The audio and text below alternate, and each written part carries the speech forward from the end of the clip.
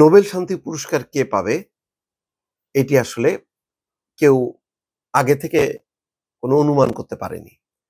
কিন্তু একটা নাম সবার মুখে মুখে ভাসছিল, সেটি হচ্ছে ডোনাল্ড ট্রাম্প। কিন্তু না দর্শক, এমন একজনকে দেয়া হয়েছে যেটা পৃথিবীর বহু মানুষ জানে না, কিন্তু নোবেল সে শান্তি কমিটি তারা জানে।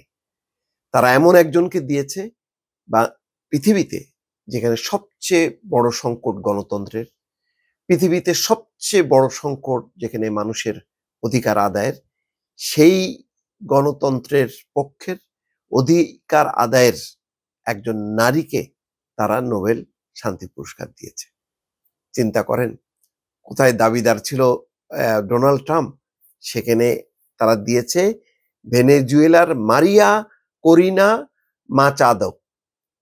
তার সম্পর্কে যেটা বলা হচ্ছে সেটা বলছি, কিন্তু দেখেন, আবার ভেনেজুয়েলা যে খুব গণতান্ত্রিক দেশ সেটাও না, ভেনেজুয়েলাও একটা স্বৈরতান্ত্রিক দেশ। এই দেশটার সাথে আবার ডোনাল্ড ট্রাম্পের এখন রীতিমতো মুখোমুখি যুদ্ধ একটা অবস্থা। 2 দফা আক্রমণ করেছে।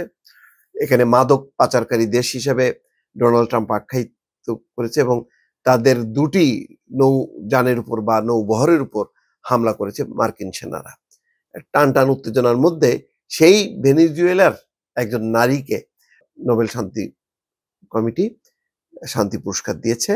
শুক্রবার বিকেল 3টার পর নরওয়ের রাজধানী অসলো থেকে বিজয়ীর নাম ঘোষণা করেন নরওয়েজিয়ান নোবেল কমিটি।